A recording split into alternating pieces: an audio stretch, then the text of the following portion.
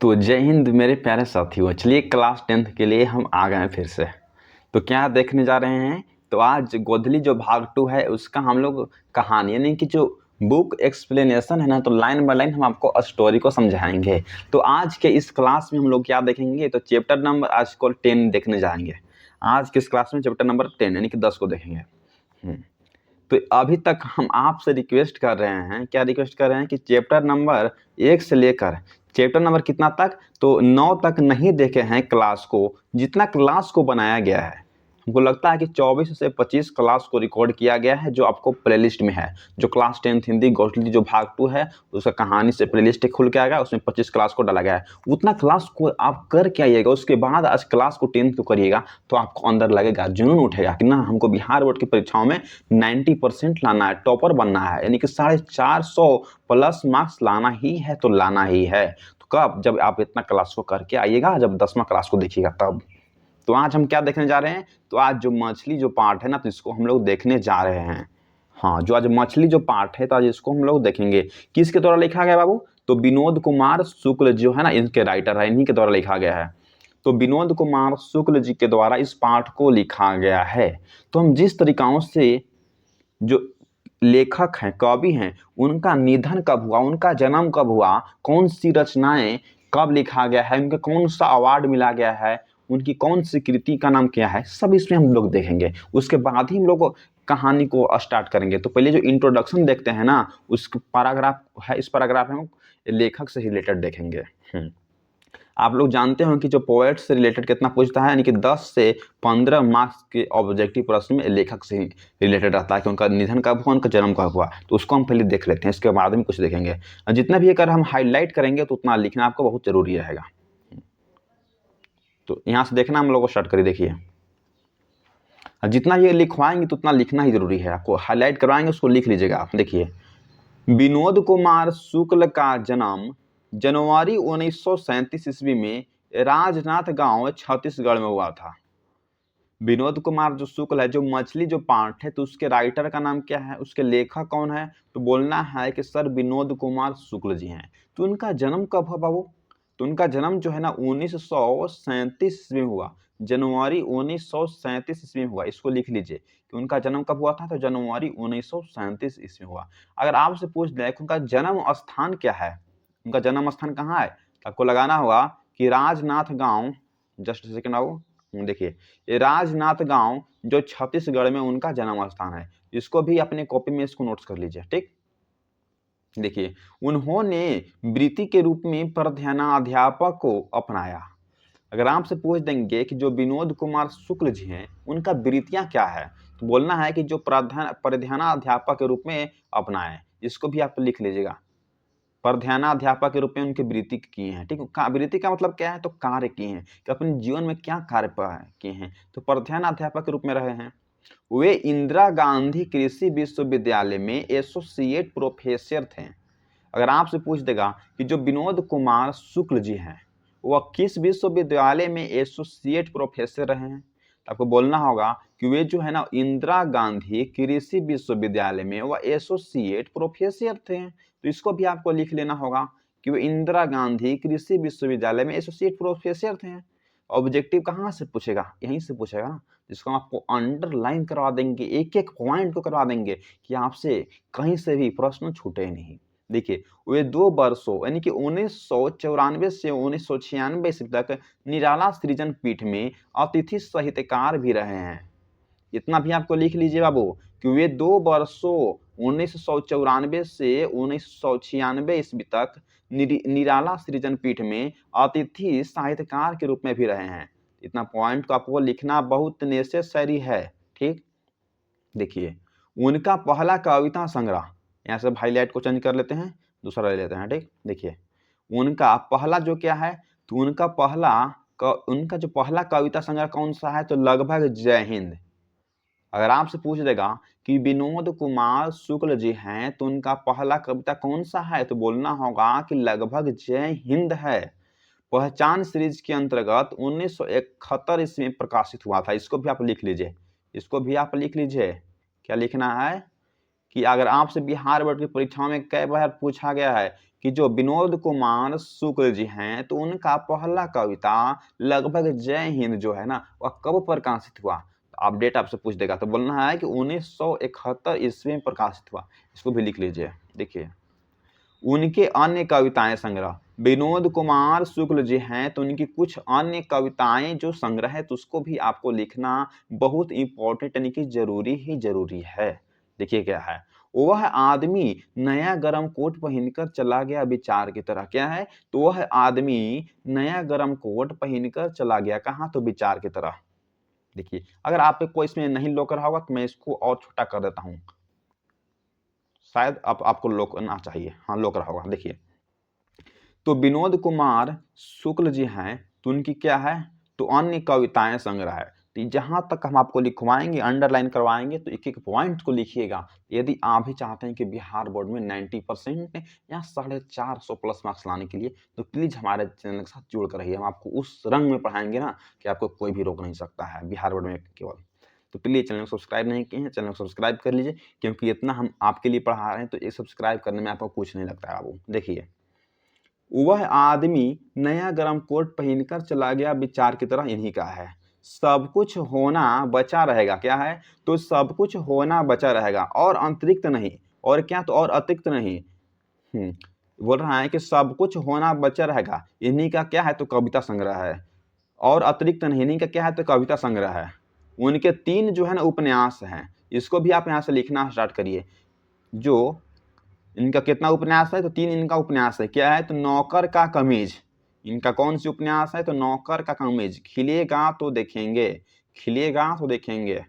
और दीवार में खिड़की रहती थी, और दीवार में खिड़की रहती थी। तथा 2 इनका कहानी संग्रह है। देख लेते हैं कौन कौन सी इनका 2 कहानी संग्रह है। एक है पेड़ पर कमरा है और एक है महाविद्यालय। ये भी प्रकाशित हो चुका है। बोल अगर आपसे पूछ देगा कि जो विनोद कुमार शुक्ल जी हैं इनकी कौन सी 2 कहानी संग्रह है, तो बोलना होगा कि पेड़ पर कमरा है और दूसरा क्या है, तो दूसरा जो है वह महाविद्यालय है। भी इनको प्रकाशित हो चुका है। देखिए उनके उपन्यासों का कई भारतीय भाषाओं में अनुवाद हो चुका है। उनका जो उपन्यास है ना तो इनको किस भाषा में अनुवादित किया गया है, तो बोलना है कि भारतीय जो भाषा है उसमें अनुवादित यानी कि ट्रांसलेट किया गया है। देखिए इतावली भाषा में उनकी कविताएं एवं एक कहानी संग्रह पेड़ पर कमरा का अनुवाद किया गया है।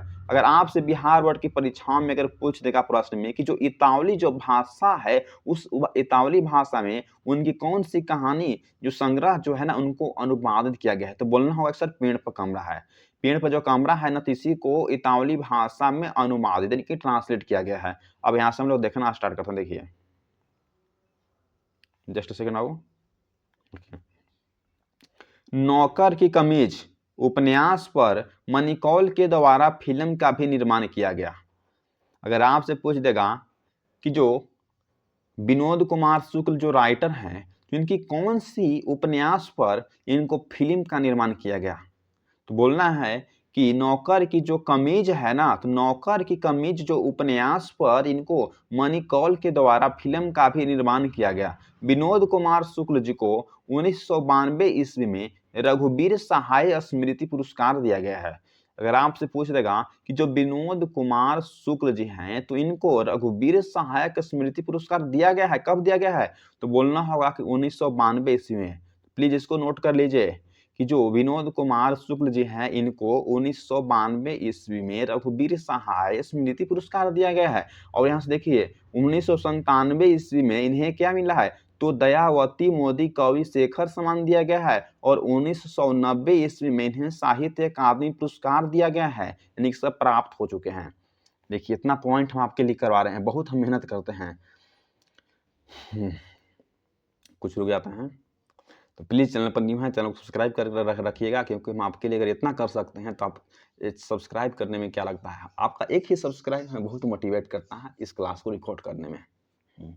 तो ग्राम से पूछ लेगा कि जो विनोद कुमार शुक्ल जी हैं उनको 1992 ईस्वी में रघुवीर सहाय स्मृति पुरस्कार मिला है, इसको भी लिख लीजिए। 1997 ईस्वी में दयावती मोदी कवि शेखर सम्मान मिला है, इसको भी लिख लीजिए। 1990 ईस्वी में क्या मिला है, तो साहित्य अकादमी पुरस्कार इनको प्राप्त हो चुका है। इतना पॉइंट को लिख लिए हैं तो ठीक ही हैं। अब हम यहाँ से देखना स्टार्ट करते हैं। देखिए 20वीं सदी के 7वें 8वें दशक में विनोद कुमार शुक्ल एक कवि के रूप में सामने आए थे।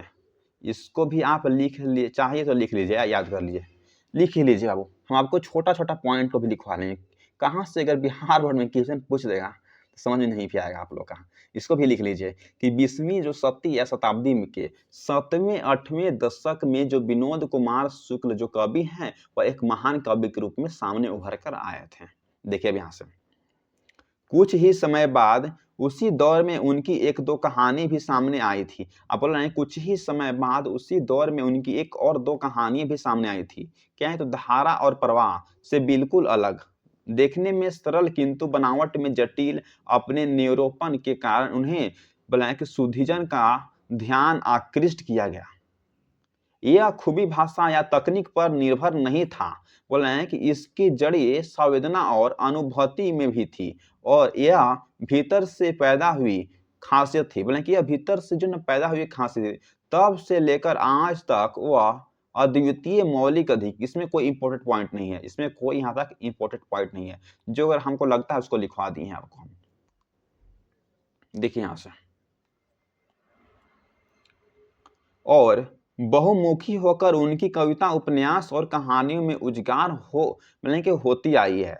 अस्फुट या विपुल प्रस्तुत कहानियों के उन संकलन महाविद्यालय से ली गए है। इसको लिख लीजिए, इसको लिख लीजिए। अरे हम 3 से 4 साल से पढ़ा रहे हैं, तो हमें अंदाज है ना कहाँ से क्वेश्चन बिहार बोर्ड में पूछेगा, कहाँ से क्वेश्चन नहीं पूछेगा। जहाँ से नहीं पूछेगा उससे लिख देंगे कि नहीं पूछेगा। यहाँ से क्वेश्चन पूछेगा आपको, क्या पूछेगा कि जो प्रस्तुत जो कहानी जो मछली जो है ना कहाँ से लिया गया, किस महाविद्यालय से लिया गया है। अगर आपसे पूछ देगा जो प्रस्तुत जो कहानी जो मछली है वो कहाँ से लिया गया है, तो बोलना है कि सर महाविद्यालय से लिया गया। इसको भी लिख लीजिए। लिखिए यहाँ से, कहानी बचपन की स्मृति के भाषा शिल्प में रची गई है। कहानी कहाँ रची गई है, तो कहानी बचपन की स्मृति की भाषा शिल्प में रची गई है और इसमें एक किशोर की वह संधिकालीन स्मृति दृष्टिकोण और समस्याएं हैं।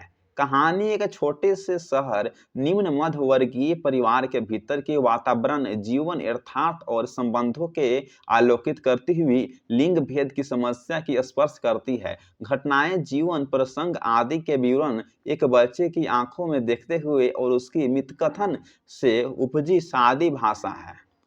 कहानी समोन्ती प्रभाव गहरा और संवेदनात्मक है। कहानी अपनी प्रतीकात्मक के कारण मन पर एक स्थानीय रूप प्रभाव छोड़ जाता है। यहाँ तक जो इम्पोर्टेंट है उसको हम लिखवा दिए हैं। तो अब लोग हम यहाँ से न्यू पैराग्राफ आपको सामने खुल कर आता है। तो पेज नंबर 1 तो कंप्लीट हो गया, बोले कि हाँ सर। अब आपके सामने न्यू पैराग्राफ ओपन होकर आ गया। तो न्यू पैराग्राफ का मतलब क्या है, तो अब यहाँ से हम लोग कहानी देखेंगे। अब यहाँ से जो किताब का जो कहानी है अब यहाँ से आपको शुरू होगा, वहां से नहीं शुरू हुआ था। वहां से क्या था, तो वहां से आपको पोएट इंट्रोडक्शन जो कवि जो परिचय है ना उतना शुरू हो गया था। अब हम लोग यहाँ से कहानी को अब देखना स्टार्ट करते हैं। तो प्लीज चैनल पर न्यू है, चैनल को सब्सक्राइब कर रखिएगा, क्योंकि आपका एक ही सब्सक्राइब हम बहुत मोटिवेट करता है इस तरह क्लास को रिकॉर्ड करने में। चलिए कहानी शुरू करते हैं। अब यहाँ से देखना, देखिए क्या है। बोल रहे हैं कि दौड़ते हुए हम लोग एक पतली गली में घुस गए। बोल रहे हैं कि दौड़ते हुए, अब यहाँ से कहानी आपको स्टार्ट हुआ। इस कहानी को पढ़िएगा ना, आपको लगता है कि क्या पढ़े हैं, बहुत मस्त कहानी है। प्लीज़ आप अच्छा ठिकानों से जो है ना अपना ये जहाँ लाइब्रेरी में है कहीं अपना घर में, तो आप बिना डिस्टर्बेंस के साथ बढ़िया से केवाड़ी रूम है तो पैक कर लीजिए, आराम से हेडफोन लगा लीजिए, कहानी को सुनते जाइए। देखिए क्या है। दौड़ते हुए हम लोग एक पतली गली में घुस गए। बोल रहे हैं कि दौड़ते हुए हम लोग एक पतली गली में घुस गए। इस गली से घर नज़दीक पड़ता था। कहीं गए होंगे मार्केट उर्केट बाजार उजार में घूमने, तो बोल रहे हैं कि दौड़ते हुए हम लोग क्या है, तो एक पतली गली में घुस गए, क्योंकि इस गली से जो घर जो है ना बहुत नज़दीक पड़ता था। दूसरे रास्ते में बहुत भीड़ थी। तो बहुत लोग ऐसा भी करते हैं कि जो रास्ता से घर आपको नज़दीक पड़ता है तो उसी रास्ता शॉर्टकट चुनते हैं। आजकल के जो युवा लोग हैं ना, वह शॉर्टकट रास्ता ही चुनते हैं। जो नज़दीक है। तो ये बोल रहे हैं कि दौड़ते हुए हम लोग एक पतली गली में घुस गए। इस गली से घर जो है ना, वह नज़दीक पड़ता था। दूसरे जो रास्ता था उसमें बहुत भीड़ थी। देखिए, बाज़ार का दिन था। अब बोलें कि बाज़ार का दिन था तो बाज़ार लगा हुआ था, तो बहुत भीड़ थी रास्ता में। तो दूसरे जो पतले गली से इसमें क्या था, तो पतले गली में घुस गए। लेकिन बूंदें पड़ने से भीड़ के बिरखाराव में तेज़ी आ गई थी। अब बोल रहे हैं कि लेकिन जो बारिश हो रही थी, तो बारिश पड़ने से जो भीड़ था ना, वह बिखरा गया था। इन्हीं बहुत छितरा गया था। सब जो पानी पड़ता है तो सब जब बाज़ार लगा है, जब वहाँ बारिश हो रहा है तो सभी लोग तो इन्होंने भागेंगे ना, सभी एकजुट हो रहा था। तो बोल रहे हैं कि लेकिन बारिश के कारण जो भीड़ जो है ना, बिखराव में तेज़ी आ गई थी। सब इधर-उधर भागने लगे थे। देखिए, दौड़ इसलिए रहे थे कि डर लग रहा था। बोल रहे हैं कि दौड़ इसलिए रहे थे कि मुझे डर लग रहा था कि मछलियाँ बिना पानी के झोले में ही न मर जाएँ। तो जो एक छोटा-सा लड़का था, तो बाज़ार में गया था तो मछली खरीदा था। वही बोल रहे हैं कि दौड़ हम इसलिए रहे थे कि डर लग रहा था कि जो मछलियाँ जो है ना, वह बिना पानी के झोला में ही मर जाएगी। मछली खरीदे थे, तो जो झोला में कोई दे दिया होगा ज़िंदा मछली, तो उसमें इसलिए दौड़ रहे थे कि जो मछली जो है ना, वह बिना पानी के वह झोला में मर जाएगी, इसलिए दौड़ रहे थे। देखिए यहाँ से, झोले में 3 मछलियाँ थीं। झोले में कितना मछलियाँ थीं? तो 3 मछलियाँ थीं। एक तो उसी वक़्त मर गई थी जिस वक़्त वहाँ खरीदे थे। अगर आपसे भी प्रश्न पूछा गया है कि झोला में कितनी मछलियाँ थीं? आपसे क्वेश्चन पूछा गया है कि झोला में कितनी मछलियाँ थीं? तो बोलना है कि झोला में 3 मछलियाँ थीं। एक तो उसी वक़्त मर गई थी जिस वक़्त वह खरीदे थे। वही बोल रहे हैं कि एक तो उसी वक़्त मर गई थी जब पिताजी खरीद रहे थे। 2 जिंदा था मछली। और ये भी पूछा है सवाल कि कितने मछलियाँ जिंदा है? तो बोलना है कि 2 मछली जिंदा थी और एक मछली जो है ना, पिताजी खरीद रहे थे, उसी समय मछली मर गई थी। देखिए दूसरा देखिए। झोले में उनकी तड़प के झंझटे में मैं जब तक महसूस करता था। बोले कि झोले में उनकी तड़प के झटके मैं जब महसूस कर रहा था, मन ही मन सोच रहा था कि एक मछली पिताजी से जरूर मांग लेंगे। बोल रहे हैं कि जब झोला जो था ना, तो उसमें तड़प तड़प मछली तो कर रहा होगा, जब आप ही ले जा रहे होंगे तो बोले कि हाँ। तो मैं जब महसूस कर रहा था ऐसा, तो मन ही मन हम सोच रहे थे कि जो मछली है ना, हम अपने पिताजी से जरूर मांग लेंगे। देखिए यहाँ से, फिर उसे कुएं में डालकर बहुत ही बड़े करेंगे। ये बोल रहे हैं कि फिर उसे कुएं में डाल देंगे और कुएं में डालकर उसे बहुत बड़ा करेंगे। जब मन होगा तो बाल्टी से निकाल कर खेलेंगे। अभी ये भी बच्चा बोल रहा है कि जब मन होगा तो बाल्टी से निकाल कर उसके मछली के साथ खेलेंगे। बाद में फिर कुएं में डाल देंगे। बोल रहे हैं कि बाद में भी कुएं में डाल देंगे। अब जोर से पानी गिरने लगा था। पानी जो है ना, वो बारिश तेज हो गई थी, बहुत तेज। अब पानी बहुत तेज था तो बारिश जोर से होने लगी थी। बरसात बोल रहे हैं कि बरसात पानी में खड़े होकर झोले का मुंह आकाश की तरफ फैलाकर मैंने खोल दिया, ताकि आकाश का पानी झोले के अंदर पड़ी मछलियां पर पड़े। जो लेखक थे वह बोल रहे हैं कि जो लड़का था ना, तो क्या किया कि बरसात की जो पानी में खड़ा हो गया, जो पानी पड़ा था, खड़ा होकर जो झोला का जो मुंह जो है ना, वह आकाश की तरफ फैला दिया और फैलाकर आकाश का जो पानी झोले के अंदर मछलियां पर पड़े, ठीक। उनमें से थोड़ी जान बोले कि उनमें थोड़ी जान आ जाए। जो लड़का था ना, सोच रहा था कि जो मछली जो है ना, ऐसा फटक रहा है ऐसे, तो उसमें जो बिना पानी के मछली मर जाएगा, तो इसलिए मैं उसमें आकाश की तरह मुंह खोल देता हूँ, जाके पानी झोला में कुछ चल जाएगा। तो इससे क्या होगा, तो थोड़ी सी मछली में जान आ जाएगी। संतू भीगने से बचने के लिए एक मकान के नीचे खड़ा हो गया। क्या नाम था उस छोटा सा बालक को? तो बोला कि संतू। जो संतू जो है ना, वो भीगने से बचने के लिए एक मकान के नीचे खड़ा हो गया था। हम दोनों बुरी तरह से भीग गए थे, यानी कि जो हम दोनों बारिश के कारण बहुत ही भीग गए थे। तभी कोई मछली पानी के छिटके पाकर कहीं आसपास किसी तालाब या नदी का अंदाज जाकर जोर से उछली। अब बोल रहे हैं कि उसमें से जो हम लोग तो बहुत तरीकाओं से जो भीग गए थे, अच्छी तरीकाओं से भीग गए थे। तभी कोई मछली पानी के छिटके पाकर कहीं आसपास किसी तालाब या नदी का अंदाज जोर से उछल गई झोला में से। झोला मेरे हाथ से छूटते छूटते बचा। फल नहीं कि झोला जो है ना मेरे हाथ से छूटते छूटते वो बचा। तो यही बोला जाता है, प्रश्न में पूछा गया है कि जो संतु है ना वह भीगने से बचने के लिए कहाँ चला जाता है। तो बोलना है कि संतु जो है वह भीगने से बचने के लिए एक मकान के नीचे खड़ा हो जाता है। देखिए ऐसा मस्त कहानी है, बहुत मस्त। तो ये कहा कि जो क्या है, तभी कोई मछली पानी के छिटके पाकर कहीं आसपास किसी तालाब या नदी का अंदाज कर जोर से उछली। यानी कि आसपास तो पानी पड़ रहा था, तो मछली ने सोचा कि हम जोर से उछलते हैं, शायद हो सके तो हम भाग जाएंगे। तो झोला मेरे हाथ से छूटते छूटते बचा। तो संतु बोल रहा है कि झोला जो है ना मेरे हाथ से छूटते छूटते बचा, तो मछली भाग जाती, भागा नहीं था। नहान घर का दरवाजा अंदर से हम लोगों ने बंद कर लिया था। अब बोल रहा है जो नहान घर का जो दरवाजा है वह अंदर से हम लोगों ने बंद कर लिया था। भरी हुई बाल्टी थी, उसे आधी खाली कर मैंने झोले की तीनों मछलियां उड़ेल दी। बोल रहे हैं कि भरी हुई बाल्टी थी, तो उसमें बाल्टी जो है ना वह आधा पानी गिरा दिए, तो बाल्टी जो खाली हो गई, तो आधा पानी उसमें बच गया। तो ये खाली आधी बाल्टी जो खाली करके मैंने झोले की तीनों मछलियां को उसमें उड़ेल दिया, यानी कि उसमें डाल दिया।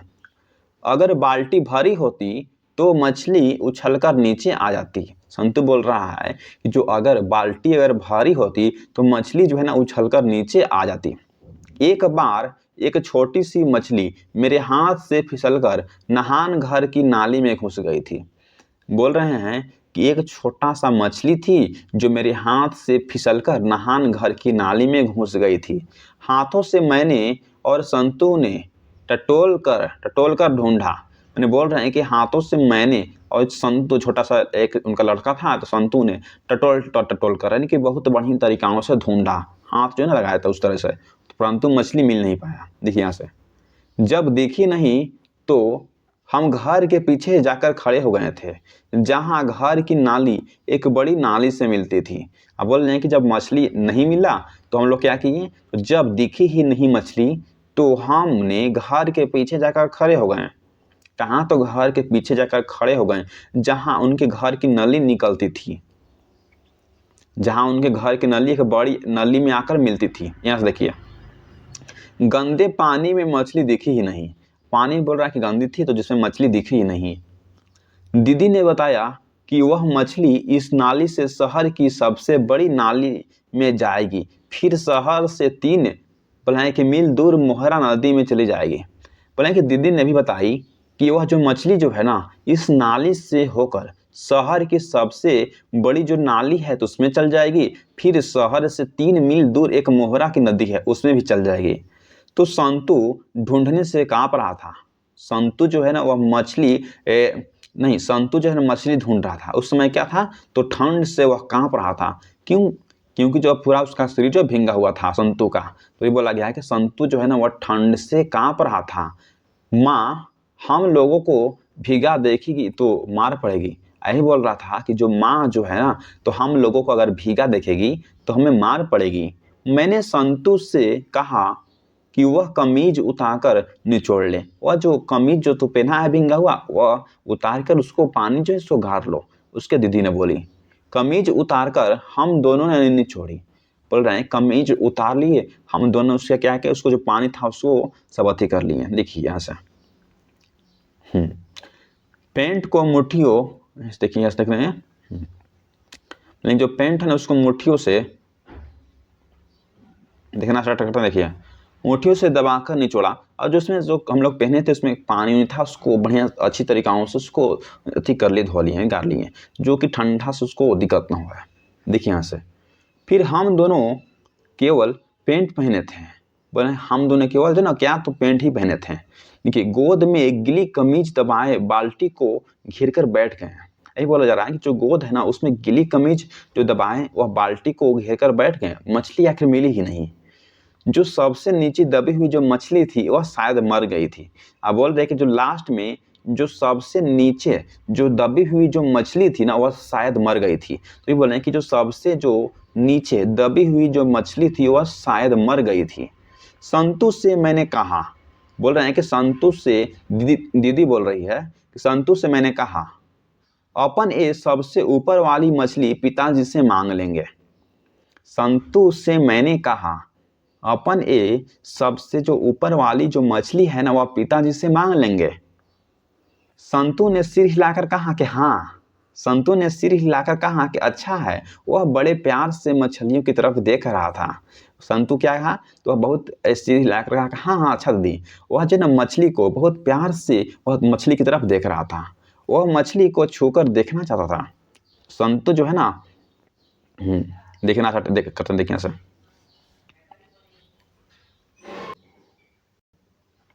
तो देखिए यहाँ से देख रहे थे हम लोग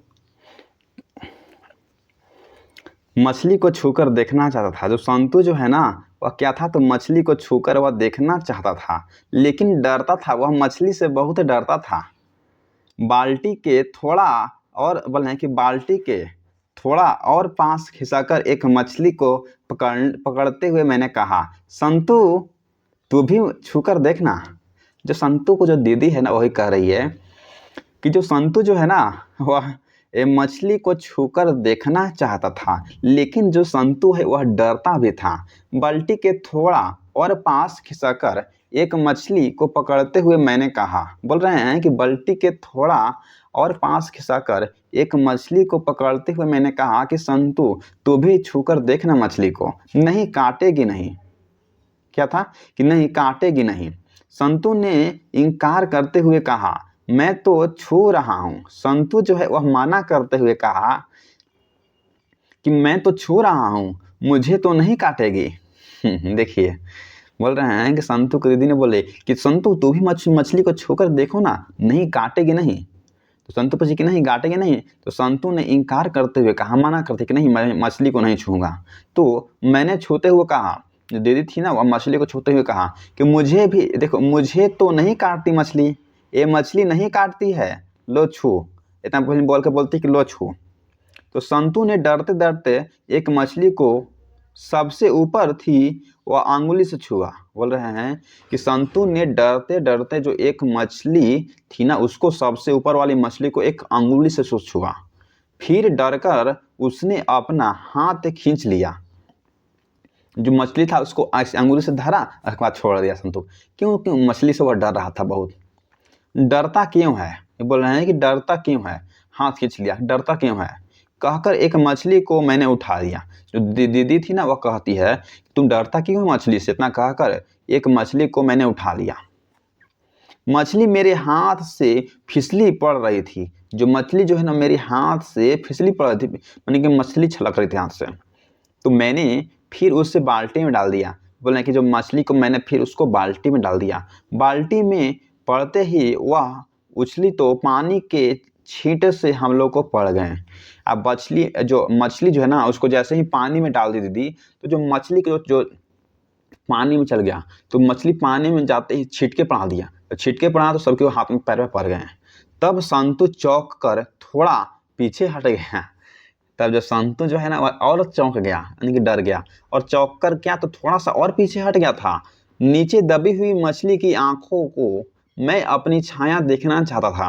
बोल रहे थे जो नीचे दबी हुई जो मछली है ना, तो हाँ नीचे दबी हुई मछली की आंखों में मैंने अपनी छाया यानी कि परछाई को देखना चाहता था। दीदी कहती थी कि जो मछली मर जाती है तो उसकी आंखों में झांकने से अपनी परछाई नहीं दिखती है। दीदी क्या कहती है कि जो मछली अगर मर जाती है तो उसमें झांकेगा ना, उसमें आपको परछाई नहीं दिखेगा। ठीक है, यहां से देखिए। बाल्टी में हाथ डालकर मैंने बोला कि बाल्टी में हाथ डालकर मैंने मुर्दा सी पड़ी उस मछली को बाहर निकाला। नहान घर के फर्श पर उसे धीरे से रख दिया। उसकी पूंछ को पकड़कर 2-3 बार हिलाया तो भी उस मछली में थोड़ी सी भी हरकत नहीं हुई, यानी कि मछली जो है वह मर गई थी। दीदी बोल रही है कि बाल्टी में जब हाथ डालकर मैंने एक मरी हुई मछली से उसको बाहर निकाला, तो नहान घर के जो फर्श जो है ना उस पर हम धीरे से रख दिया, तो उसकी पूंछ को पकड़कर 2 से 3 बार हिलाया तो भी उस मछली में थोड़ी सी हरकत हमें नहीं आई। इसका मतलब है कि मछली मर गई थी। उसकी लंबी एक एक बाल की मूछें छोकर बोला है कि छलेदार बन गई थी, मछली मर गई थी। संतु, अब संतु बोलता तू इसकी आंखों में झांकर देख, तेरी परछाई इसमें दिखती है क्या? बोल रहे हैं कि संतु को दीदी बोलती है कि संतु, दीदी क्या बोलती है कि संतु तू इसकी आंखों में झांकर तो देख, तेरी परछाई दिखती है क्या? देखिए यहां से, मछली बाहर फर्श पर रखी थी, इसलिए संतु थोड़ी दूर हटकर बैठा था। संतु तो मछली से डर रहा था, तो संतु जो है ना मछली से डर रहा था, तो मछली जो है ना वह बाहर फर्श पर रखी थी, इसलिए संतु जो है ना वह थोड़ी सी दूर हटकर बैठा था। मेरे यह कहने से कुछ पास आकर मछली की आंखों में उत्सुकता से झांकने लगा। दीदी जब बोलती है तो कि संतु तू इसके आंखों में तो झांको ना, क्या तेरी परछाई दिखती है मछली में? तो संतु तो जो क्या करता है, तो दीदी की बात मान लिया, मेरे कहने पर जो कुछ पास आकर मछली की आंखों में उत्सुकता से झांकते हुए देखता है। और पास से देख मछली, मतलब कि पास से देख मतलब कि भीरू से देख, परछाई दिखती है क्या? समझाते हुए मैंने कहा, उससे कहा कि दीदी कहती है कि मरी हुई मछली की आंखों में आदमी की परछाई नहीं दिखती है। और दीदी ये भी संतु को बताती है कि जो मरी हुई जो मछली है ना, तो मरी हुई जो मछली की आंख जो होती है, तो उसमें आदमी का क्या परछाई उसमें नहीं दिखती है। देखिए यहाँ से, दूर से सिर झुकाते मछली की आंखों में झांकता हुआ संतु चुपचाप था। बोल रहा है कि दूर से जो सिर झुकाते हुए मछली की आंखों में झांकता है संतु, अब चुपचाप था, कुछ बोलता ही नहीं था। संतु कुछ बोलता ही नहीं था कि परछाई दिखती है या नहीं, परछाई दिखती है या नहीं। संतु तो डर रहा था, डर के मारे क्या क्या था, दूर से झांकने लगा, झांक के कुछ देखा। दीदी पूछी क्या संतु उसमें परछाई तुम्हें दिखती है नहीं? संतु कुछ नहीं बोला, वह चुपचाप शांत था, कुछ बोलता ही नहीं था कि परछाई दिखती है या नहीं। अब लोग यहां से देखना स्टार्ट करते हैं। देखिए, तुझसे कुछ भी नहीं बनता, बोल रहे हैं तुझसे कुछ भी नहीं बनता कहकर, तो यहां से हम लोग नेक्स्ट पार्ट में देखेंगे बाबू। जो है ना यहां से हम लोग नेक्स्ट पार्ट में देखेंगे, ठीक, यहाँ से नेक्स्ट पार्ट में देखेंगे। तो यदि आप हमारे channel the universe vision classes पर न्यू हैं तो प्लीज़ चैनल को सब्सक्राइब करिए, क्योंकि आपका एक ही सब्सक्राइब बहुत मोटिवेट करता है इस तरह क्लास को रिकॉर्ड करने में।